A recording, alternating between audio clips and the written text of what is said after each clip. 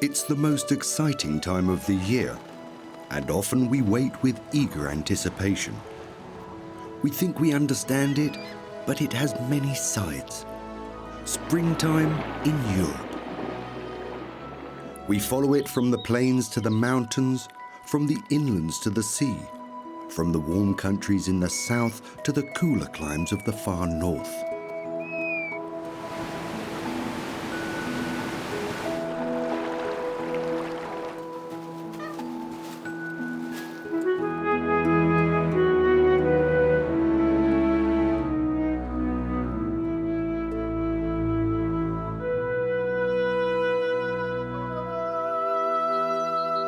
Long winters with their icy temperatures give nature a chance to recuperate. But each spring, a small miracle takes place. With the warmer temperatures, new life returns.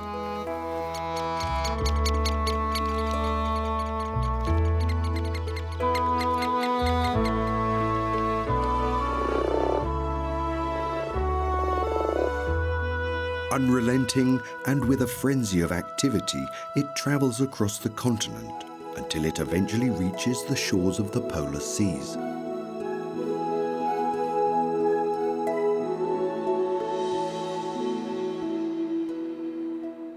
As the sun climbs over the peaks, the valleys in the Alps are still bitterly cold. It's only gradually that the shadows give way to a space filled with light, awakening a black grouse to his courtship rituals.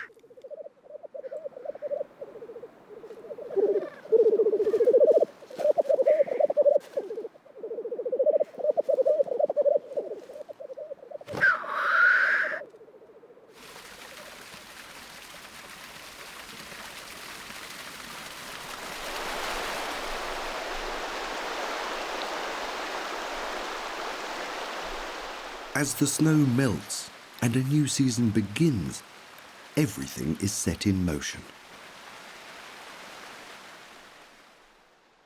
The winter offers its last resistance near the tree line, in the shadow of the mountains. The small ponds have just thawed, so forbidding as it may appear, it is already beginning to teem with life. Grass frogs stir out of their slumber.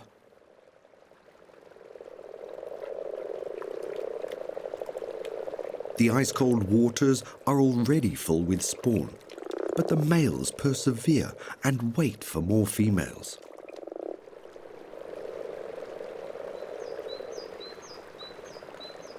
They've all spent the winter buried deep in the earth next to a small stream.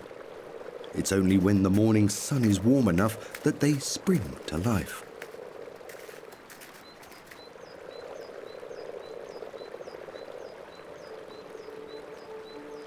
Nevertheless, small breaks are always necessary. It's always laborious to cross the large snow-covered field.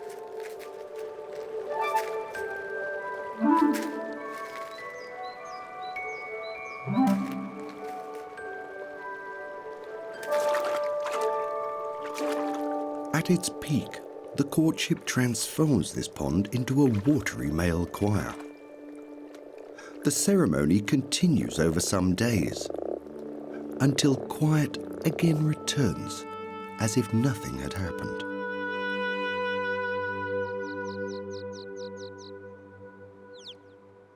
Spring days in the high mountains. The sun in May stands high in the sky, ebbing away at the last remains of the snow. The deep valleys remain in shadow for half of the year. But as soon as the sun and the warmth have covered the peaks and the ridges, spring is returned to the landscape.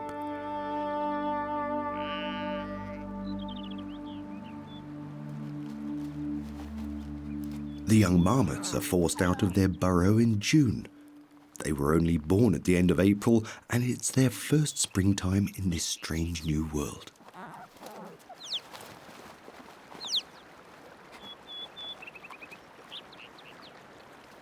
Young marmots are very playful, and if no playmates are to be found, then the mother has to take her turn.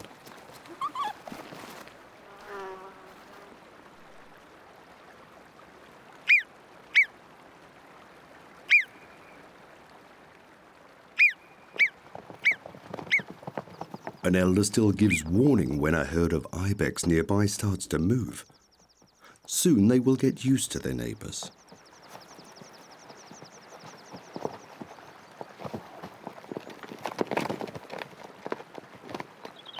The ibex from last year are beginning to shed their winter coats and are preparing themselves for the seriousness of life before them. Soon these playmates will be arch rivals.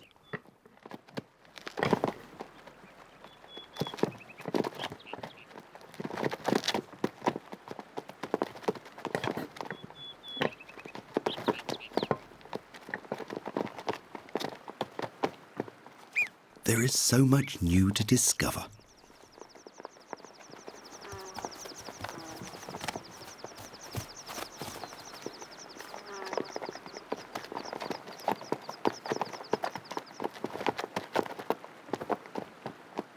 The herds of ibex separate at the end of winter. The mothers are with their offspring, leaving herds exclusively with males. The hierarchical dueling is at an end. The food is growing, time for a spot of intensive leisure. The older ibex develop powerful horns, sometimes very practical, but more often just a heavy load.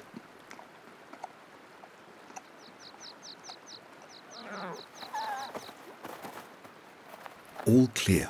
Now there is movement again within the smaller colony.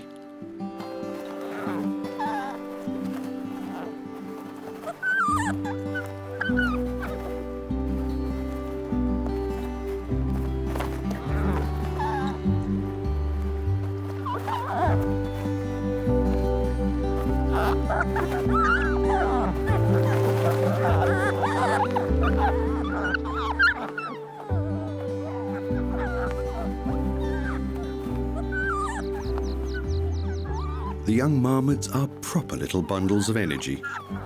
Every day of spring for them seems to be just one more big adventure.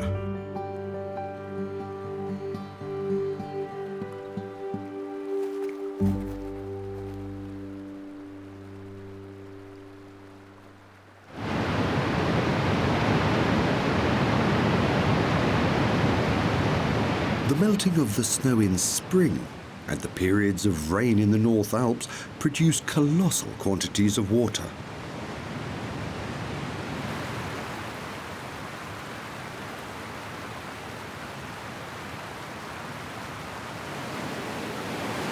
With an irrepressible force, they flow along their way.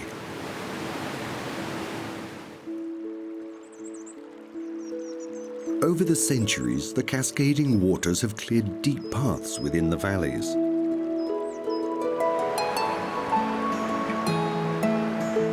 It is only at the foothills that they eventually slow until they reach the south of Germany.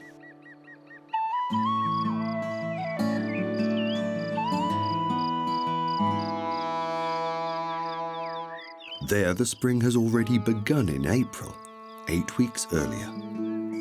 The cherry blossoms on the Swabian Alb are in full bloom.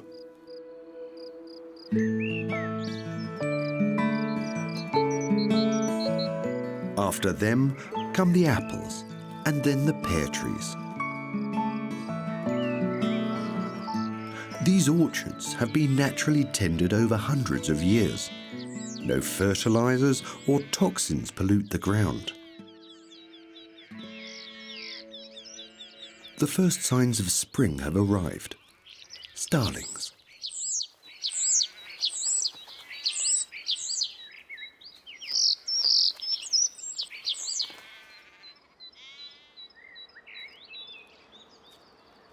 The old fruit trees are full of cavities, as if made for the cavity nesting birds. The loud and hungry cries of the young starlings keep the parents on the move for nearly the entire day.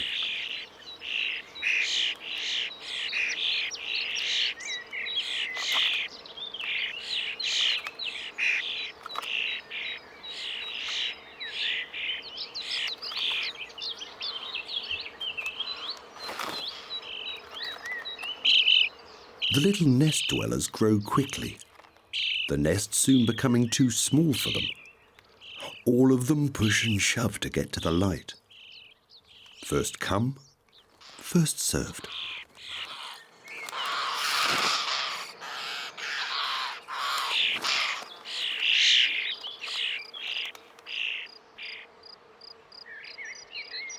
The orchards are home to numerous communities, with their tall trees and 3,000 different sorts of fruit growing on them. More than 5,000 plants and species of wildlife have made their home over the fields. An umbel covered with eucinetid beetles shows what an overwhelming variety of insect life abounds. It's no wonder the starlings, among others, have such easy pickings. Western marbled whites and six-spot burnets collect pollen and nectar.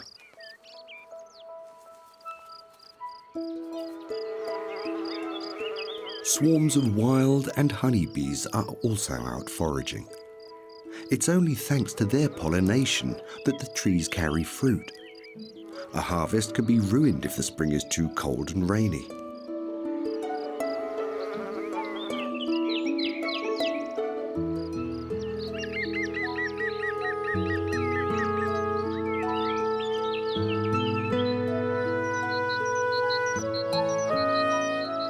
A sea of flowers is created under the apple trees when in full bloom. Dandelions, sage, wild carrot and daisies.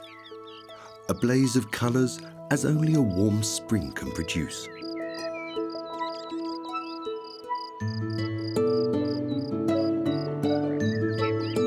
A further wonder, meadow salsify spreads out across the landscape. The orchard's fields are mown late, following the bloom when the plant seeds have fallen. That's also an explanation for the extraordinary variety of the countryside.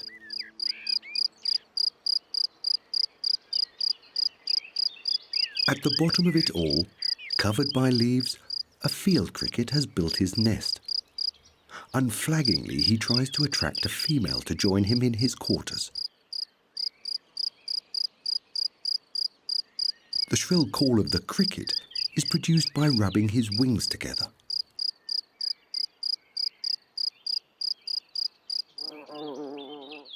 Next door, an early nesting bumblebee is searching for nectar on this clover. A little shelter would also be a good idea.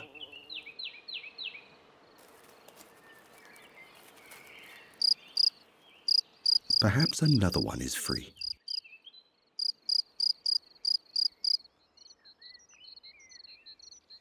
Above the fruit trees, extensive beech forests cover the summits.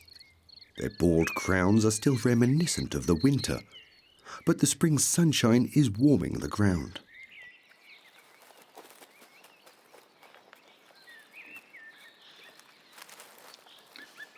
After many weeks of cold, things are beginning to warm up for the wild boar.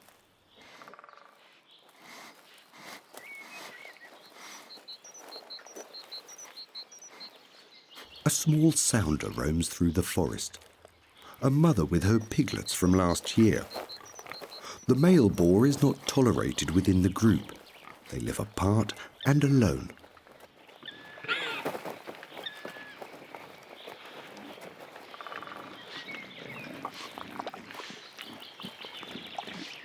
The boars can still find beech nuts underneath the leaves if the forest's trees have carried enough fruit throughout the autumn.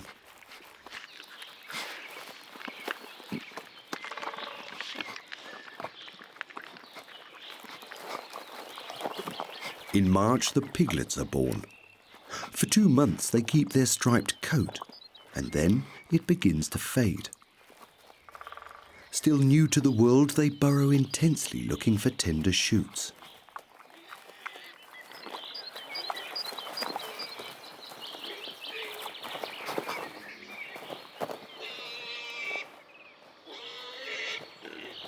The newborn are very lively and are never averse to a little scuffle with their siblings.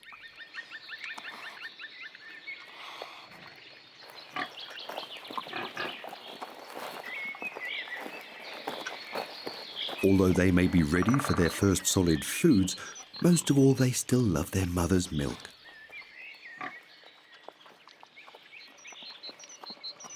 The piglets have to work hard before the flow of milk starts. At the bar there is a strict order. Each newborn has its own teat. An alternative is not tolerated.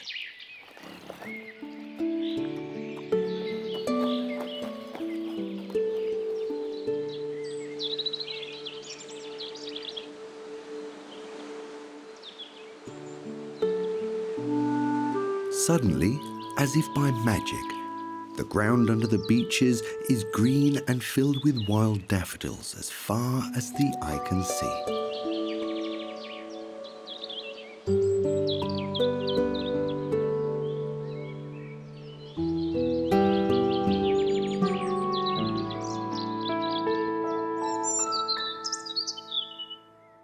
At the top of the trees, soft needles and leaves begin to grow.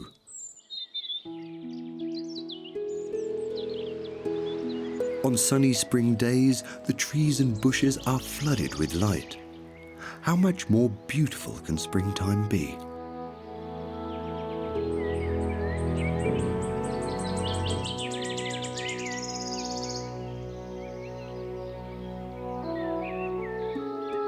Some forests experience a blue wonder. A sea of bluebells has spread out across the forest's floor.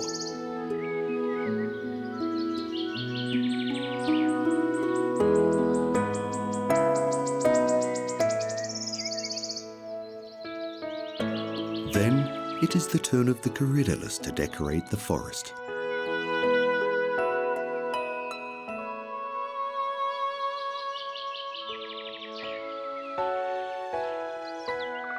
The early bloomers have to hurry. Soon it will be dimmer as the leaved roof of the forest closes in. There are only a few light weeks left for the seeds to ripen.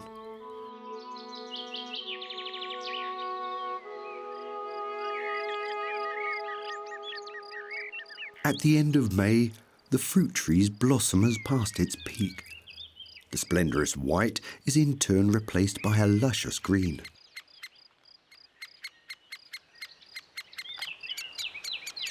The young great-spotted woodpeckers are nearly full grown, which in no way diminishes their appetite. Woodpecker cavities are much sought after. A starling has already seen his chance. He'll have to wait another year before he can move in.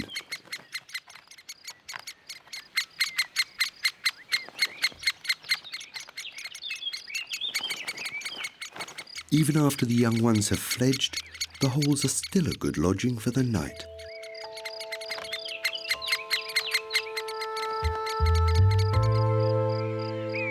Natural orchards are a precious landscape, and it is only around the Alps where they exist as such.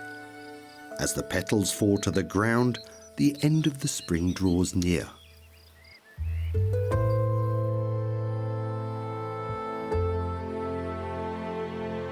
In the northeast of Poland, there is another landscape and another spring.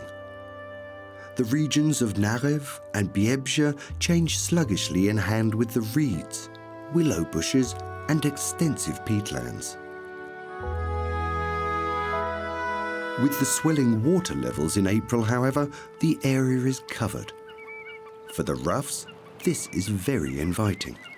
They've just flown back from Africa. They've travelled 5,000 kilometres already and still have many more before them. Here in the floodplains, they stop for a break before the final leg of their journey to the north of Scandinavia.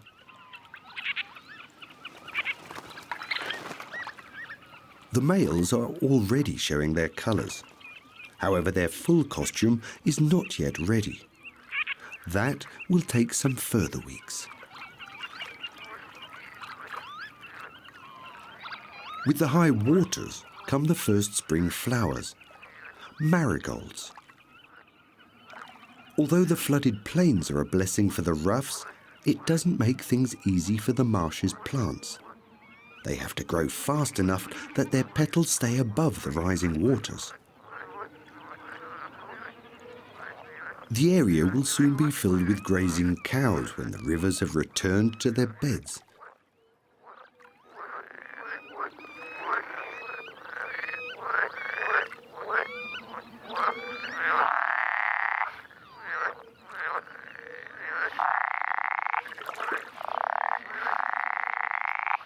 For now, the watery landscape has inspired an enormous gathering of water frogs. They have to be a little careful exactly who they attract with their loud calls.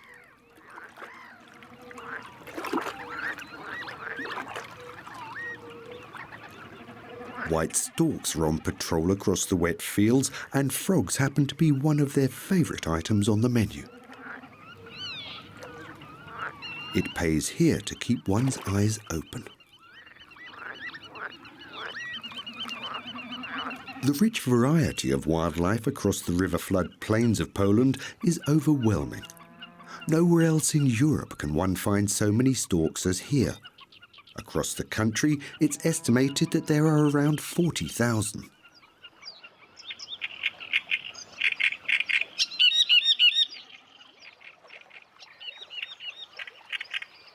A little higher up in the reeds, the reed warblers are balancing. Their whole day is spent toiling away with their rasping call.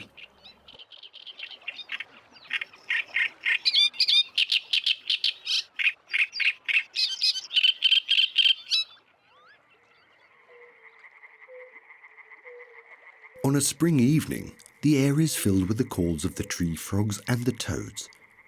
At first tentatively, their sound soon reaches a deafening crescendo. Where else could one hear such a concert?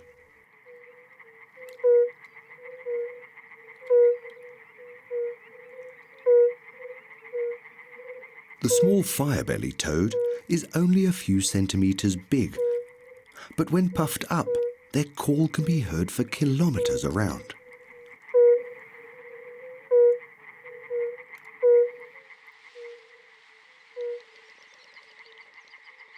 On the banks of the valley basin are extensive sedge marshlands.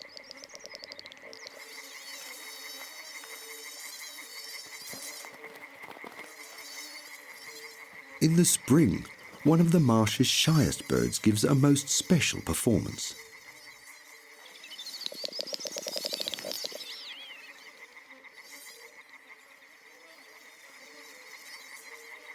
For the male great snipe, looking for a partner among the high sedges is much too laborious. They prefer to congregate in smaller areas and let the females come to them.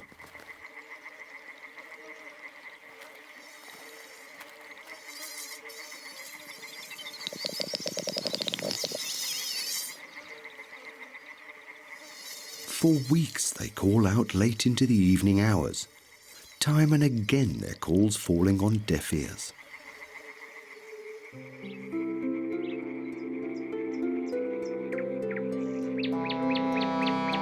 As the sun sets on the horizon, the storks are already settled together in their trees for the night.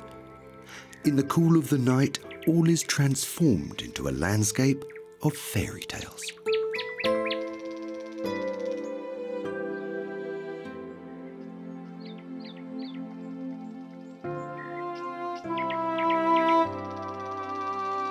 Hesitantly, the sun disperses the morning mist, and another warm spring day in May begins on the floodplains of Poland.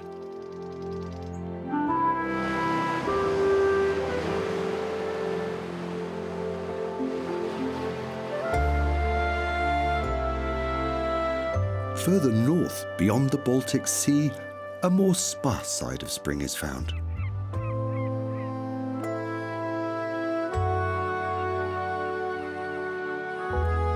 However, on the inlands of the Swedish coast in May, there is a new start.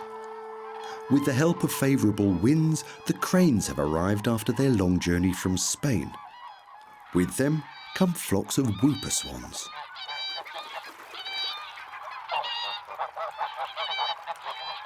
The days here are very cool, but that doesn't prevent them from commencing their courtship rituals.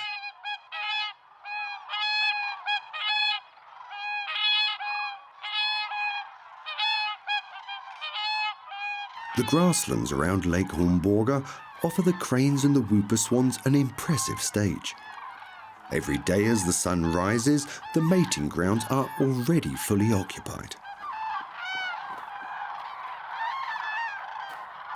As the first birds begin to move, it's not long before the others are infected by the movements. Suddenly large groups get caught up in the festivities.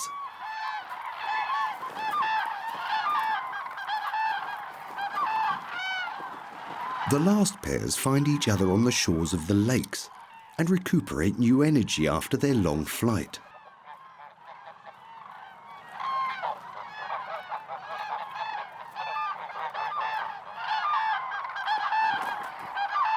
For many of the cranes, their journey is at an end in the south of Sweden. Others fly further afield to the North Scandinavian highlands, to the edge of the taiga.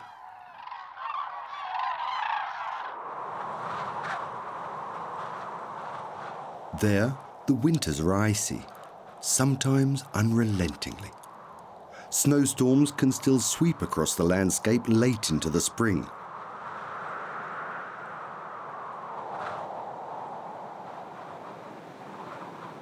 But very quickly, sometimes overnight, everything can change.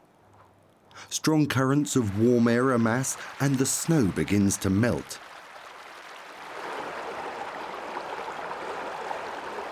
All is now in flow, and soon the slopes are dotted with brown patches.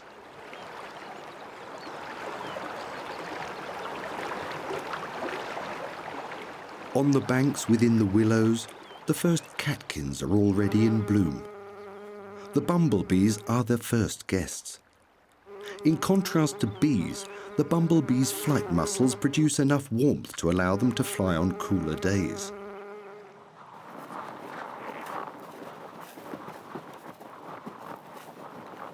In May, the reindeer appear from the forests. They all, the mothers with their new calves too, will spend the spring and the summer in the treeless tundra. Although grass and lichen are sparse, their pastures are near without limits. There's no reason for conflict.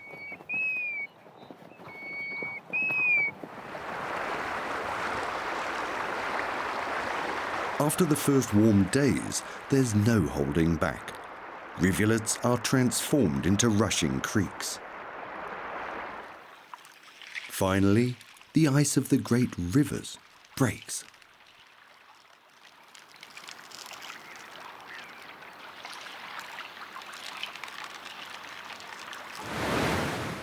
In Norway, one of the most mountainous and water-filled countries in Europe, the spring floods gather momentum quickly, eventually reaching the coast of the Atlantic.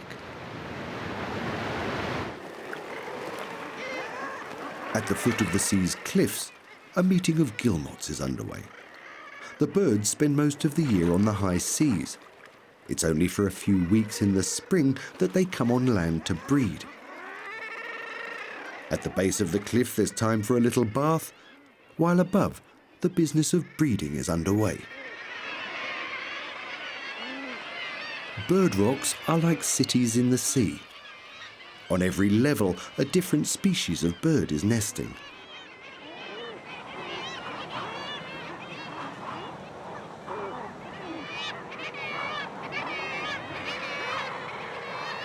Red feet and a cheeky glance are the characteristics of the clowns of the seas, the Atlantic puffins.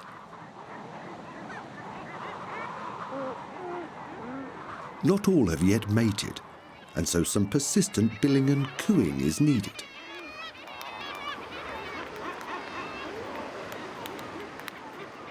The action is a great breaker of ice between the birds, even between partners.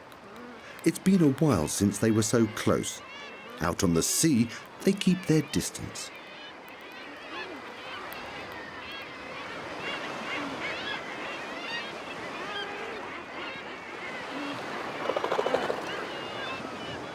During the breeding time, the puffins go on convivial air tours.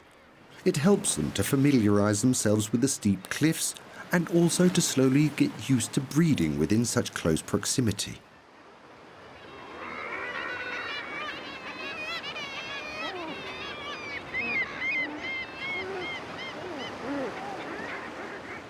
Sometimes it's more reminiscent of a buzzing swarm of insects. Puffins breed on the gently sloping areas between the hard face of the cliff. They use crevices or deserted rabbit holes. If one is not at hand, then they have to dig.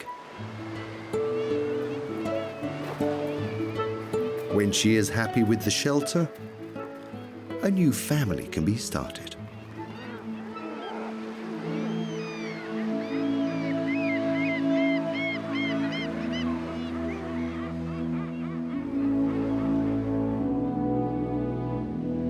Colours as if found in a tropical sea.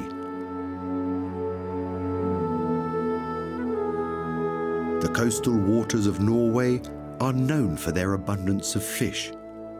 It's no wonder that millions of seabirds congregate here.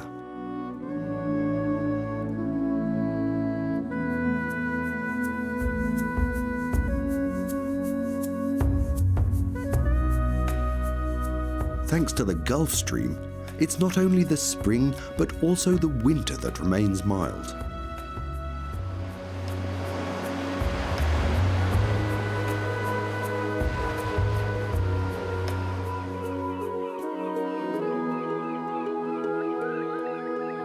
The stony hills also offer shelter against the surf of the Atlantic. Small cotton grass moors have formed behind the cliff face on more level grounds.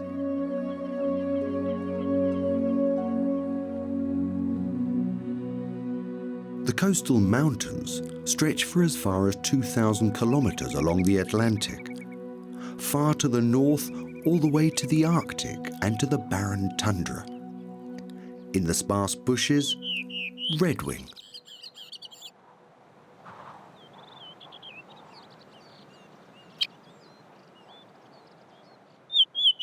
In the few weeks of the spring in the Arctic, there is no time to lose.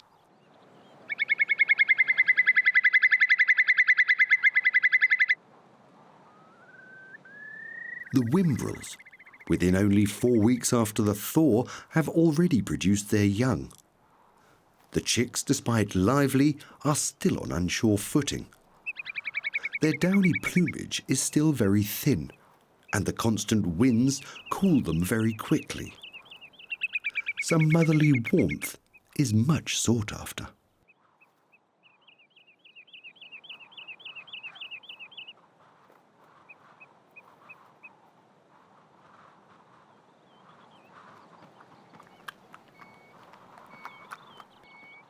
The young calves of the reindeer are reliant on the nutritious milk of their mothers for quite some time.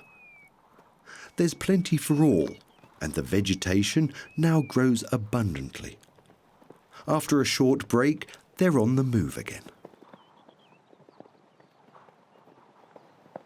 Reindeers are nomads and cover great distances in their foraging.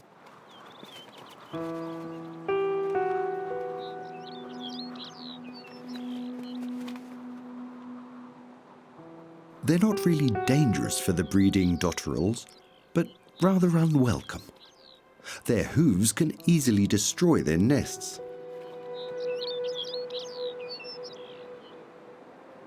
Dotterels are quite extraordinary, in that it is not the females that brood, but instead the paler male birds. She provides up to 3 partners with one nest, so they can raise far more young.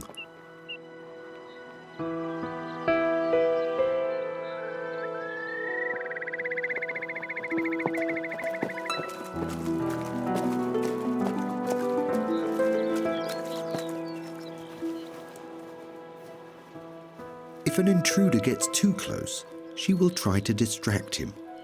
In an attempt to lure him away, she feigns being injured and an easy prey.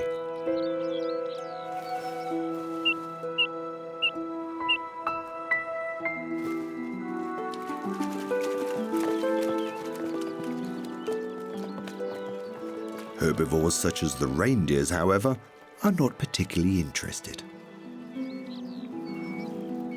She can breathe freely again, even if it was a false alarm.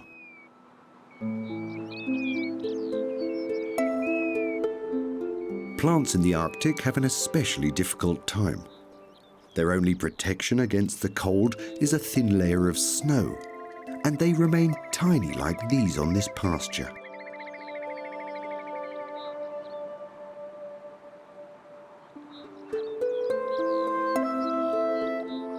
They grow slowly. This glacier buttercup takes 7 years to grow from first bloom to full seed maturity. Sometimes the spring in the Arctic doesn't begin until June, but thereafter very quickly. The array of flowers is then truly stunning. On the expansive moors, cotton grass and cloudberries.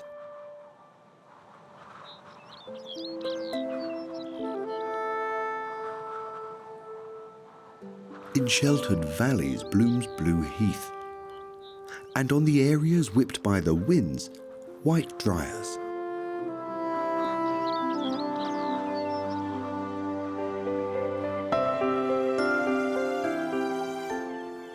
In the warmer years, one can find Iceland poppies with their glowing yellow colour, covering the cliffs until the edge of the coast.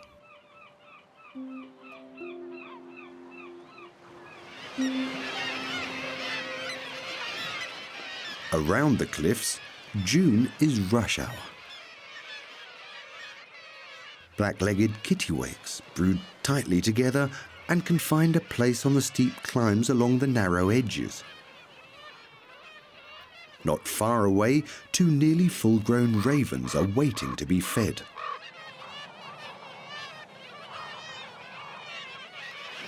The parents are never far away and keep them, as well as the neighbours, well in sight.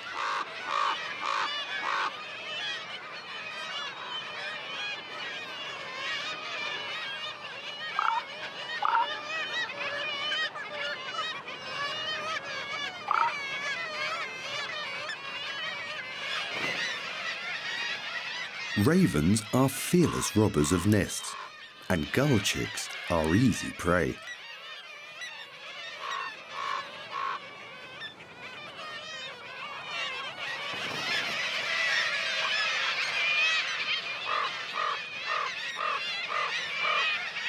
Every day there's a new attempt.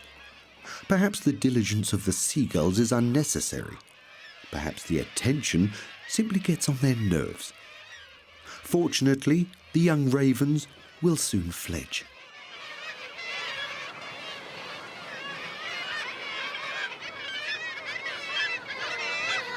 Black-legged kittiwakes breed so close together that their territory reaches only to the edge of their nests. This way they can better protect themselves against predators such as the raven. Chicks have hatched in nearly every nest.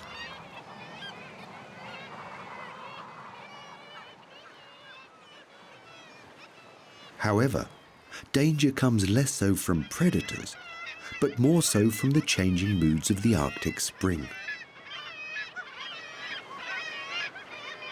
Sea fog from the polar sea can, in a matter of minutes, envelop the entire coastline.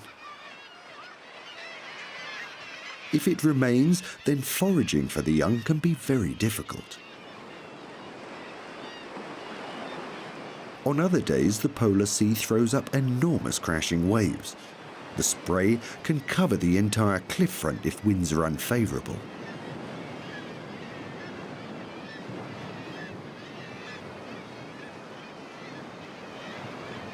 The gulls have instinctively built their nests high above the level of the surf.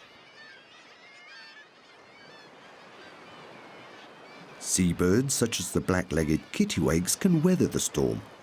Such rough weather is not without its advantages when one has survived. The wind and the waves have washed up leaves of seaweed, each with countless forms of small sea creatures. For the dunlins, ruddy turnstones and ruffs, this is a banquet. The gulls take advantage of the situation and search the water surface for all that has been thrown up by the surf. There's no swarm of birds without food from the sea.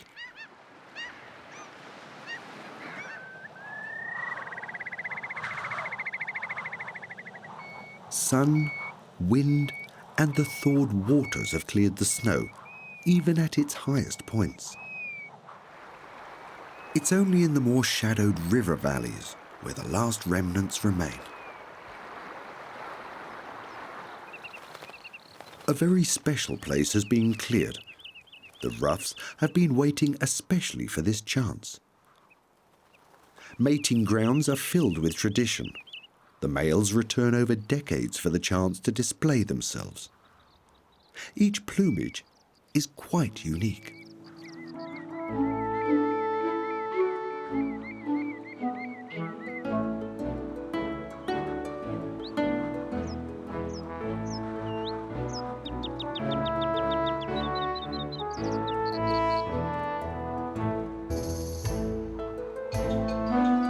With showy ruffs and wigs, they are dressed to the nines, looking to impress not only their competition, but also the females.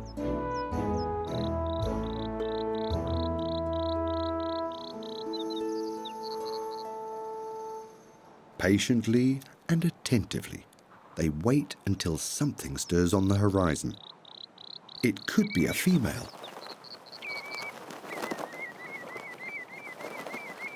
Jumping into the air, they jostle for attention.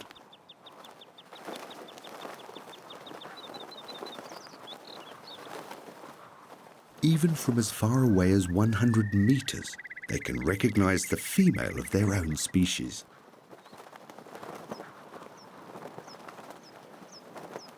If they manage to make an impression, then the more soberly colored females will land.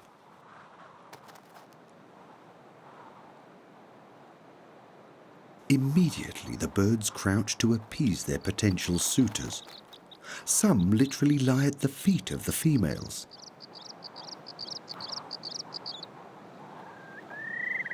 They can maintain this humble position for minutes on end. Other males join the arena. They don't want to miss out on anything.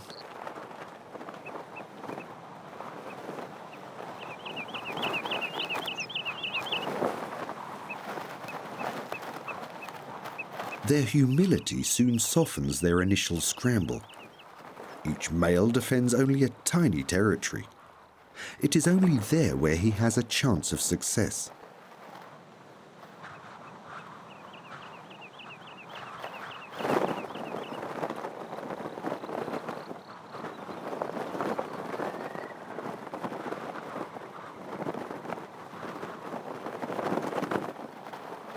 Throughout the day, fiery conflicts flare up. This can be a very arduous process. But perhaps it has all paid off. They've made their impression.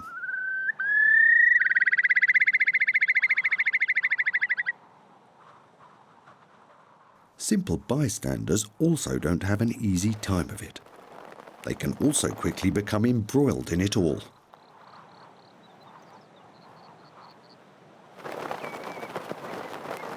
The ruffs fight without fear of consequences. Competition is tough.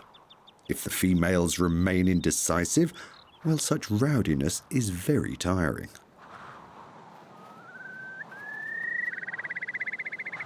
For weeks on end, the tournament continues back and forth until the eggs are laid in the nest. Then the warring males can relax until next spring, when it all starts again.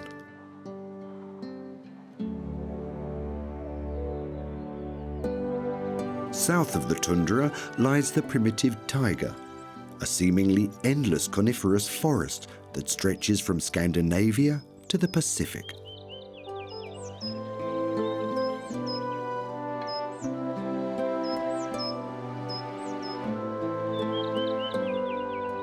Without so many impacts of the Arctic Ocean, spring in the taiga can be sunny, warm, and dry.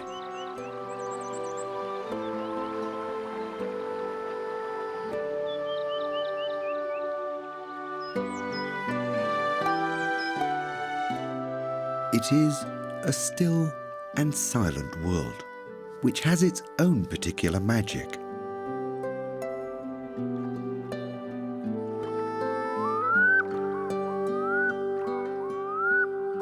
The forest stretches out to the edge of the waters. This is bear territory.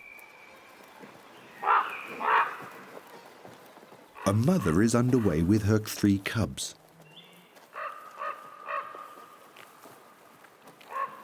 She has spent the winter in her den, an abandoned anthill where her cubs were also born.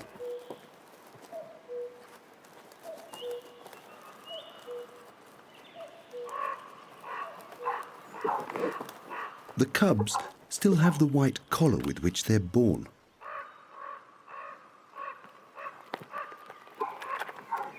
The mother senses something that makes her nervous and directs her offspring up the tree.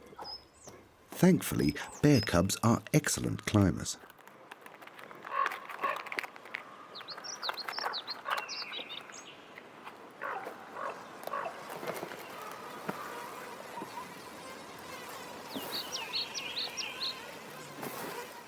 All clear. It's only cubs from last year that are looking for food with their mother.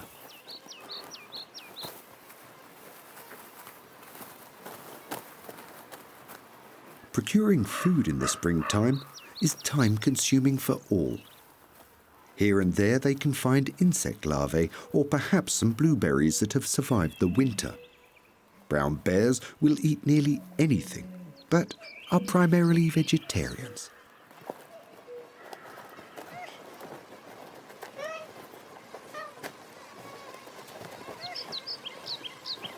Cubs will remain in the care of their mother for around 2 years. They need a lot of time to learn how to fend for themselves, and they have to learn intensively every day.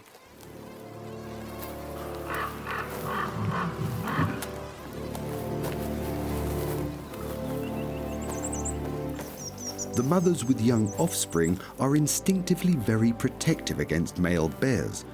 The mating season is not yet over.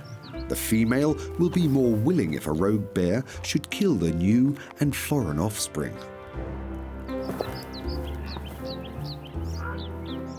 The intruder runs off.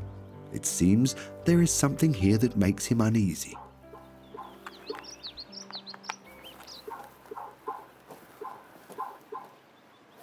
The cubs have reached the safety of the tree in no time. Now it seems they have found their fun in the safety of the tree.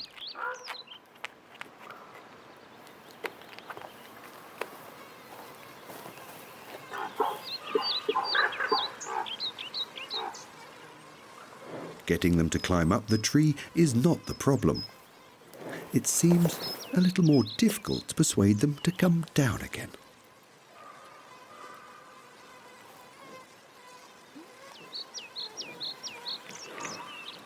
Sometimes it requires a bit of the bear's patience. She calls repeatedly, but to no avail. She'll just have to wait for a long time.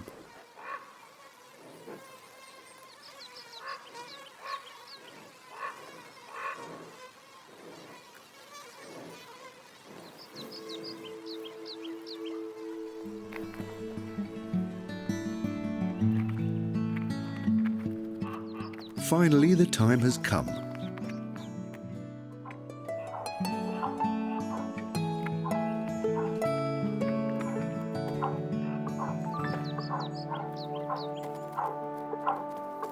After so much excitement, the family is finally back together again. Perhaps the cubs have experienced their first big adventure, enchanted by a bright northerly spring evening that seems to have no end in sight.